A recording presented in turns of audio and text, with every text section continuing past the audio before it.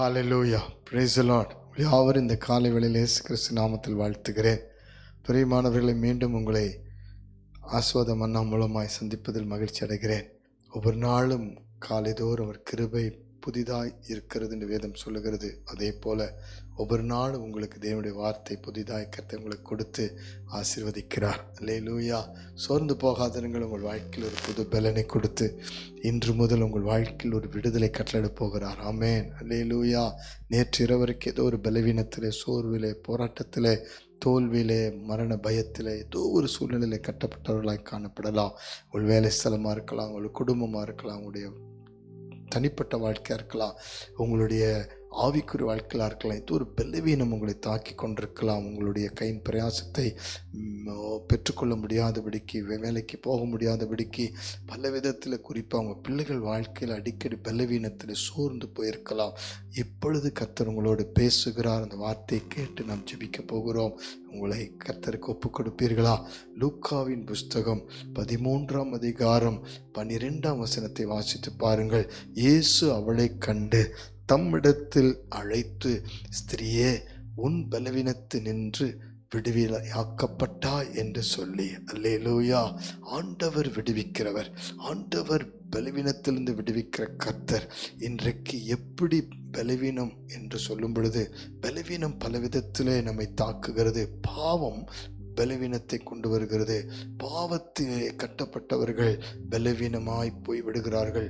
பாவத்தினால நிறைய வியாதியை பார்க்கிறோம். பாவத்தினால நிறைய பலவீனம். குடும்பத்தில் சமாதானம் இல்லை, அன்பில்லை, ஒரு மனம் இல்லை. இன்னைக்கு சம்பாதிப்பதற்கு பலன் இல்லாமல் போய்விடுகிறது. வாழ்க்கையில ஒரு விதமான மேன்மை, முன்னேற்றம் இல்லாமல் பலவீனப்பட்டு போகிற சூழ்நிலை. அன்றைக்கு மார்க் 2ஆம் அதிகாரத்தில் ஒரு 4 பேர் ஒரு திமிர்வாதக்காரனை கூரை பிரித்து, அந்த வீட்டின் கூரை பிரித்து இயேசுவுக்கு முன்னாடி கொண்டு வந்து நிறுத்தினார்கள். அந்த திமிர்வாதக்காரனுக்கு வியாதியின் காரணம் என்ன என்றால், அவன் பாவம் செய்ததினாலே. ஆகவேதான் இயேசு அவனை பார்த்தவுடன் சொல்லுகிறார் 4ஆம் வசனம் 5ஆம் வசனத்தில், உன் பாவங்கள் உனக்கு மன்னிக்கப்பட்டது என்று சொல்லுகிறார். இன்னைக்கு பாவத்தை மன்னிக்கிற இயேசு நம்மோடு இருக்கிறார். உங்களுக்கு ஏதோ ஒரு பலவீனம், விட முடியாத பாவ பழக்கம், இன்றைக்கு தேவன் மன்னித்து விடுவிக்கிறார். கவலைப்படாதிருங்கள். கர்த்தர் உங்களுக்கு ஒரு அற்புதத்தை செய்வார். இந்த பாவத்தினால் வந்த சில பலவீன வியாதி இன்றோடு விடுதலையாக்கப்பட போகிறது. அல்லேலூயா. அது மாத்திரமல்ல, 18 வருஷமாய் கூனியா இருந்த ஒரு பெண்ணை தேவாலயத்தில் கர்த்தர் கண்டுபிடித்தார். அந்த தேவாலயத்துக்குள்ளே அவள் இருந்தால். கர்த்தரோடு நாம் இருக்க வேண்டும். கர்த்தருடைய அன்போடு அந்த போராட்டத்திலும் பலவீனத்திலும் அவள் தேவாலயத்தை விட்டு விலகாதிருந்தாள். இன்னைக்கு நீங்களும் நானும் தேவனுடைய வார்த்தை விட்டு விலகாமல், தேவனுடைய அன்பை விட்டு விலகாமல், தேவனை விட்டே விலகாமல் இனி காணப்பட வேண்டும். பல பலவீனம் இருக்கலாம், பிசாசின் போராட்டம் இருக்கலாம், யுத்தங்கள் இருக்கலாம், வேதனை, கண்ணீர், பாடுகள் எப்படி வேணா இருக்கலாம். ஆனால் நீங்கள் ஆண்டவரை விட்டு ஒருபோதும் விலகக்கூடாது. ஒருபோதும் கர்த்தருடைய அன்பை விட்டு, சமாதானத்தை விட்டு விலகிவிடக்கூடாது, பின்மாறி போய்விடக்கூடாது. காரணம் என்ன? இயேசு உங்களை சந்திக்கிற நாள் வருகிறது.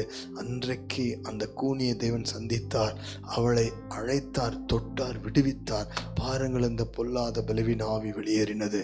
இன்றைக்கும் கர்த்தர் உங்களை சந்திக்கிறார். கவலைப்படாதிருங்கள். உங்கள் வீட்டை, உங்கள் குடும்பத்தை சந்திக்கிறார். உங்களுக்கு உண்டான எத்தனை பிசாசு கொண்டு வந்த பலவீனமாக இருந்தாலும் இன்றைக்கு ஒரு விடுதலையாகும். ஹல்லேலூயா.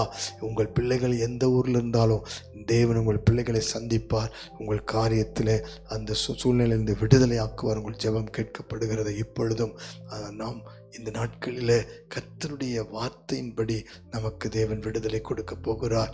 இன்றைக்கு எத்தனையோ காரியங்களை பார்க்கலாம், விடுதலை இல்லை. அந்த பாவக்கட்டுகளிலிருந்து, அந்த போராட்டத்திலிருந்து பரிசுத்த ஆவியினுடைய வல்லமை அனுப்பி விடுவிக்க போகிறார். அப்போஸ்தலர் 10ஆம் அதிகாரம் 38ஆம் வசனம் சொல்லுகிறது, கர்த்தர் தமது ஜனங்களை விடுதலை ஆக்கினார் என்று சொல்லி. பரிசுத்த ஆவி உங்களிடத்தில் வரும் பொழுது பலனடைவீர்கள் என்று சொல்லப்படுகிறது. ஆகவே நாம் கர்த்தரை ஆராதிக்கும் பொழுது, ஜெபிக்கும் போது, கர்த்தரை துதிக்கும் பொழுது ஒரு விடுதலை அனுப்புவார். இப்பொழுது ஜெபிக்க போகிறோம். உங்கள் வாழ்க்கையில் இருக்கிற எல்லா போராட்டத்தை கர்த்தர் மாற்றி விடுவார். கண்களை மூடி ஜெபிப்போமா? பரலோக பிதாவே, இந்த வேளையில ஜெபிக்கிற அத்தனை குடும்பத்துக்குள்ள ஒரு விடுதலை இறங்கட்டும். ஒவ்வொரு சரித்துக்குள்ளும் விடுதலை இறங்கட்டும். பாவம் கொண்டு வருகிற வியாதி, பலவீனம், போராட்டங்கள், தோல்விகள், மரண பயம், குழப்பம் எல்லாம் இப்பொழுது விடுவிக்கப்பட ஜெபிக்கிறேன்ப்பா. பிசாசினால் கட்டப்பட்ட ஒவ்வொரு குடும்பத்தையும் விடுவிக்கும்படி, வாழ்க்கையை விடுவிக்கும்படி, வாலிப பிள்ளைகளை விடுவிக்கும்படி ஜெபிக்கிறப்பா. ஆண்டவரே, பாவத்தினாலே வருகிற பலவீனம், பிசாசினாலே வருகிற பலவீனம், இன்னும் அநேக காரியத்தினாலே வருகிற பலவீனம் எல்லாம் விடுதலை ஆகும்படி ஜெபிக்கிறப்பா.